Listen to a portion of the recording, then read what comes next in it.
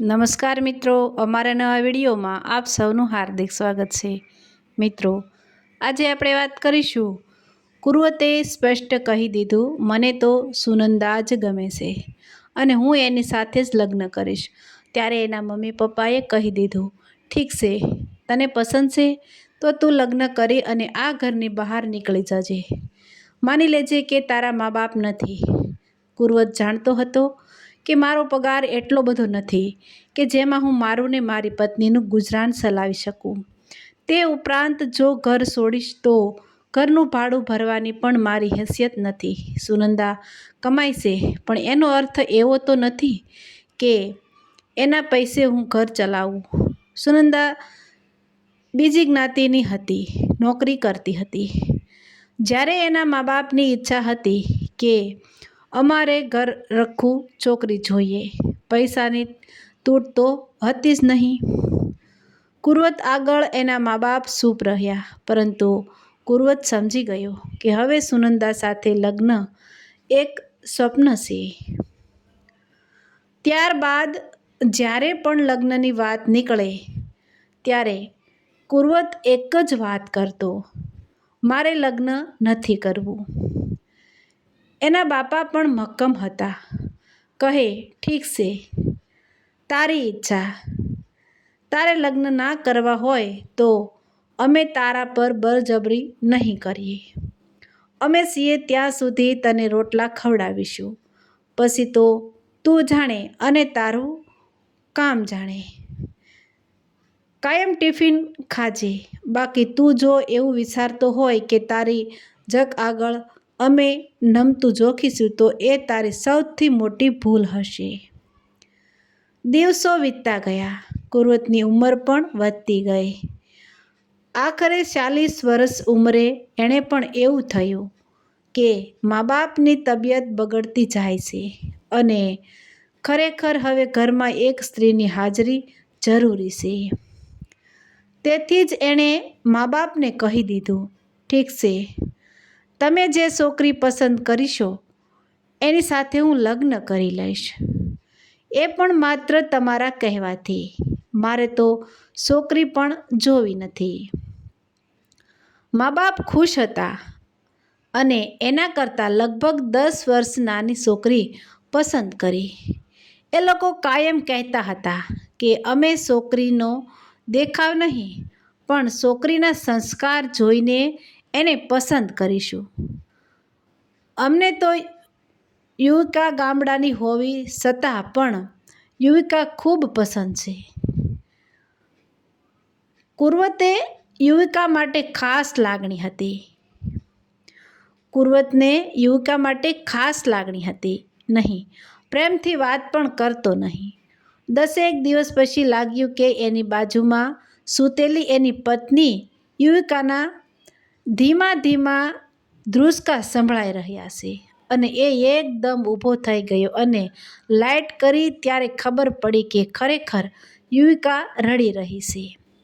રડતી યુવિકાને જોઈને એની દયા આવી ગઈ અને બોલ્યો કે મારા મા બાપ તને ખૂબ સારી રીતે રાખે છે. તું પણ એની ખૂબ સારી સેવા કરે છે. તું જે માગે એ તારે માટે હાજર થઈ જાય છે. હવે તારે શું જોઈએ? મારે જોઈએ એ માત્ર તમે જ આપી શકો એમ છો. મારે મારો પત્ની તરીકેનો હક જોઈએ છે. તમે ક્યારેય મારી સામે પ્રેમથી જોયું પણ નથી. જો તમારી ઈચ્છા વિરુદ્ધ આ લગ્ન થયા હોય તો હું કાયમ માટે અહીંથી જતી રહીશ. તમે જેમ કહેશો એમ કરીશ. કુર્વતને પણ લાગ્યું કે એનાથી જાણે અજાણીએ યુવિકા સાથે અન્યાય થઈ ગયો છે. એમાં યુવિકાનો તો કોઈ દોષ જ નહોતો. એ તો બિચારી એકદમ નિર્દોષ હતી. પોતે ખરેખર એની સાથે ખરાબ વર્તન કર્યું છે. ત્યારબાદ તો કુર્વતને એની ભૂલ સમજાય. એ ધીરે ધીરે પત્ની તરીકે યુવિકાનો સ્વીકાર કરતો થઈ ગયો. થોડા સમય બાદ યુવિકાએ એક પુત્રને જન્મ આપ્યો અને એના 2 વર્ષ બાદ એક પુત્રીને પણ જન્મ આપ્યો. પરંતુ એ દર વખતે માત્ર 1 મહિનામાં પિયરથી પાછી આવી જતી અને કહેતી કે મારા વૃદ્ધ સાસુ સસરા એકલા છે. એ લોકો કામ કરી શકવા અસમર્થ છે. માટે એમને મૂકીને આ રીતે પિયર નહીં રહેવું. દરેક મા બાપને વ્યાજ વહાલું જ હોય. મારા બંને છોકરાઓ એમના બા દાદા પાસે રહેશે અને બંને બેને ખૂબ જ પ્રેમ કરે છે. સૂતા સૂતા એમના ઘોડિયાને હિંચકા નાખે છે. જ્યારે પણ કુંવર આ બધું જોતો ત્યારે એને લાગતું કે યુવિકા એક ખાનદાન છોકરીને કદાચ સુનંદા પણ આટલી સારી રીતે ઘર અને બાળકો સંભાળી ના શકત. દિવસે દિવસે તો એના સાસુ સસરાની તબિયત બગડતી જતી હતી. એટલે સુધી કે એ લોકો બિલકુલ પથારીવશ થઈ ગયા. બધું જ પથારીમાં થઈ જતું. ત્યારે પુષ્કળ દુર્ગંધ મારતી પણ યુવિકા મોં બગાડ્યા વગર એ બધું સાફ કરતી. એટલું જ નહીં, ઘણીવાર એના સાસુ કહેતા કે બેટા, આ ફરજ મારી છે, પણ હું શું કરું? હું જ પથારીમાંથી ઉઠી શકતી નથી અને હું ઉઠું તો પણ માંડ 2 ડગલાં ચાલી શકું છું. હું આ બધું કરી શકું એમ નથી. તું તો જાણે કે મારી દીકરી બનીને આવી છું. તારા સસરાને પણ તારા બાપ હોય એ રીતે તું ચાકરી કરી રહી છું. આટલી ચાકરી કોઈ છોકરી ના કરે. બીજું કોઈ હોય તો ક્યારેક તો મોં બગાડે, પણ યુવિકા એ યુવિકા જ હતી. ઘણીવાર અંદરખાને કુંવરને થતું કે પોતે યુવિકાને મેળવી એ એનું નસીબ છે. કારણ કે 24 કલાક લગભગ એના મા બાપની સેવા કરે છે. એના બંને બાળકો મનવિતા અને અચ્યુતને એ જ પ્રેમથી રાખે છે.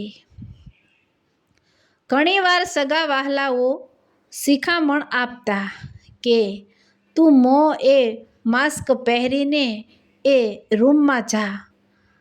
ત્યારે યુવિકા કહેતી કે મને એવી સ્થિતિમાં જોઈએ તો એમની પહેલાં એવો જ વિચાર આવે કે આવું નિમ્નકોટીનું કામ મારી પુત્રવધૂ પાસે કરાવું છું. જો કે કુંવર ઘણીવાર કહેતો, યુવિકા, તને ઘણી તકલીફ પડે છે. આ વૃદ્ધોના ઝાડા પેશાબ પથારીમાં થાય એ તારે સાફ કરવા પડે છે. એના કરતાં આપણે કોઈ માણસ રાખી લઈએ. યુવિકા કહેતી કે એ માણસ લાગણીથી કંઈ જ કામ ના કરે. એ કામ કરે એ માત્ર પૈસાની લાલચથી. એ વહેલો મોડો આવે તો બગડેલી પથારીમાં પપ્પા ક્યાં સુધી સૂઈ રહે? હવે પછી તમારે કોઈ માણસ રાખવાની વાત કરવી નહીં. સાસુ સસરાની બીમારી લંબાતી જ ગઈ. પૈસા ધીરે ધીરે ખલાસ થતા ગયા અને થોડા સમયના અંતરે વારાફરતી બંને જણાએ આ દુનિયા છોડી દીધી. કુંવરનો પગાર એટલો નહોતો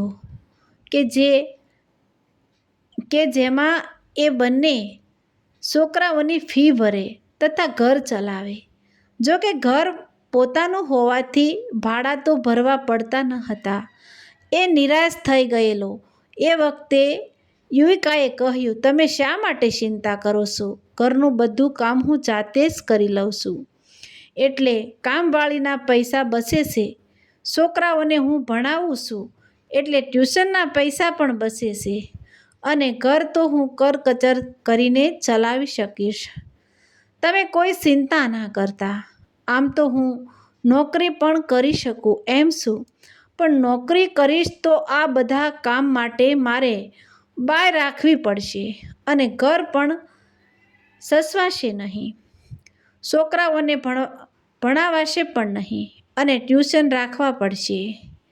છોકરાઓ તરફ ધ્યાન રાખનાર કોઈ વડીલ પણ નથી, માટે હું ગમે તે કરીશ, કરકસર કરીશ, તમે ચિંતા ના કરતા. દિવસો પસાર થતા રહેતા હતા. જો કે બંને છોકરાઓ ખૂબ જ સમજુ હતા. ક્યારેય કોઈ વસ્તુ લેવા માટે જગ કરતા નહીં. મોબાઈલના જમાનામાં પણ એમને ક્યારેય જગ કરી ન હતી કે મારે મોબાઈલ જોઈએ છે. બસનો પાસ કઢાવી લીધેલો એટલે બસમાં જ આવ જા કરતા હતા. નાસ્તો તો હંમેશા બજારના નાસ્તા કરતા. એમને એમની મમ્મીના હાથનો નાસ્તો વધારે ભાવતો હતો.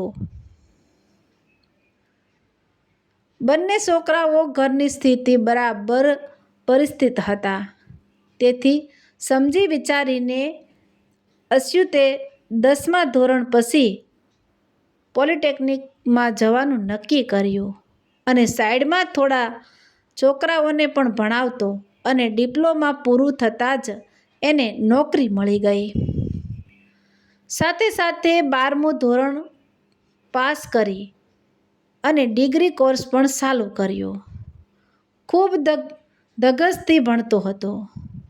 કાયમ ફર્સ્ટ ક્લાસ લાવતો અને હંમેશા મા બાપને કહેતો, હું હવે કમાતો થઈ ગયો છું, તમે શું કરવા ચિંતા કરો છો. મન્વિતાને પણ કહેતો, મન્વિતા, તારે જે કંઈ જરૂર હોય એ તું મને કહેજે, હું બેઠો છું. હવે તો હું કમાઉં પણ છું. મા બાપને પોતાના બંને બાળકો માટે ખૂબ ગૌરવ હતું. દિવસો પસાર થતા હતા અને મન્વિતા પણ ખુશ હતી. પરંતુ યુવિકા એના પતિ કરતાં ઘણી નાની હતી. તેથી જ અચ્યુત એન્જિનિયર થઈ ગયો પછી એ સારા દિવસનું રિઝલ્ટ જોવા આ દુનિયામાં કુર્વત રહ્યો ન હતો. કુર્વતની તબિયત ધીરે ધીરે બગડતી જતી હતી. એણે કોઈને વાત કરી ન હતી. એ વિચારતો કે મા બાપની બીમારીમાં ઘણા પૈસા વપરાઈ ગયા છે. હવે તો કરકસર કરીને જીવવાનું છે. અચ્યુતની પણ જિંદગી છે. એના પગારના બધા પૈસા જો મારી દવામાં જતા રહેશે તો એણે ભવિષ્યમાં પૈસાની જરૂર હશે તો શું કરશે. માટે કહ્યું જ નહીં કે એ બીમાર છે. જ્યારે બીમારી એકદમ વધી ગઈ ત્યારે કુર્વતને દવાખાને દાખલ કરવો પડ્યો. 2 દિવસમાં એ આ દુનિયા છોડીને જતો રહ્યો. યુવિકા તો પતિ કરતાં ઘણી નાની હતી. યુવિકાને સખત આઘાત લાગ્યો. આઘાતને કારણે યુવિકાની તબિયત બગડતી જતી હતી. પણ એને થતું હતું કે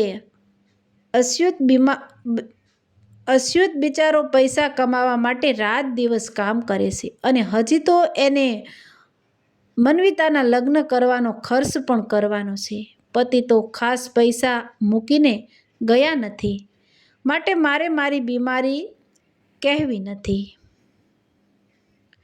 બીમારી વ્યક્ત કરવાની ક્યાં હોય. જેને તમારા પ્રત્યે પ્રેમ છે એ તો તમારી સામે જુએ તો પણ ખબર પડી જાય કે તમને કંઈક તકલીફ છે. તેથી જ અચ્યુત વારંવાર કહેતો, મમ્મી, તમારું શરીર ઉતરતું જાય છે, ચાલો આપણે જઈએ દવાખાને. ત્યારે યુવિકા કહેતી, ના રે, તને મારા માટે વધારે પડતો પ્રેમ છે, માટે તને એવું લાગે છે કે મારું શરીર ઉતરી ગયું છે. અને ચૂપચાપ પોતાનું કામ કર્યા કરતી. યુવિકાએ કહ્યું, બેટા, મારી તબિયત તો સારી છે, હવે ઉંમરને કારણે થોડો થાક લાગે છે. મમ્મી, તો તમે કામવાળી બાઈ રાખી લ્યો ને. મારે કોઈ કામવાળી જોઈએ નહીં. મારે તો જોઈએ છે હવે આ ઘરની પુત્રવધુ. અચ્યુતે તરત જ કહ્યું, મમ્મી, જો તમને લાગતું હોય કે ઘરમાં પુત્રવધુ આવવાથી તમને આરામ મળશે તો તમે છોકરી પસંદ કરો, મારી હા છે. પણ તમે ખુશ રહો, આવી રીતે થાકી ના જાઓ. મારી બહેનપણીની છોકરી તનુશ્રી મને ગમે છે. જો તને ગમતી હોય તો વાત કરો. એ લોકો આપણે ત્યાં આવતા જતા રહે છે, એટલે તે એને જોયેલી જ છે. મને વાંધો નથી, પણ મારી ઈચ્છા મનસ્વીતાના લગ્ન પણ થઈ જાય એવી છે. હા, તારી વાત સાચી છે, પણ એના માટે છોકરાઓ તો જોવા પડશે ને. મમ્મી, મારો મિત્ર અભય સંસ્કારી છે. આર્થિક સ્થિતિ આપણા જેવી જ છે. મનસ્વીતા અને અભય એકબીજાને પસંદ કરે તો બંને લગ્ન સાથે થાય તો ખર્ચમાં પણ ફેર પડે. ઈશ્વર કૃપાએ એમની ઈચ્છા મુજબ જ થયું. તનુશ્રી યુવિકાને કોઈ કામ કરવા જ ના દેતી.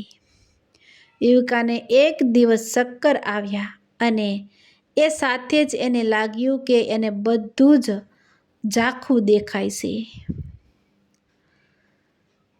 તનુશ્રીએ કહ્યું, મમ્મી, આપણે તાત્કાલિક દવાખાને જઈએ. યુવિકાએ કહ્યું, બેટા, ધીરે ધીરે મટી જશે. કંઈ દવાખાને જવાની જરૂર નથી.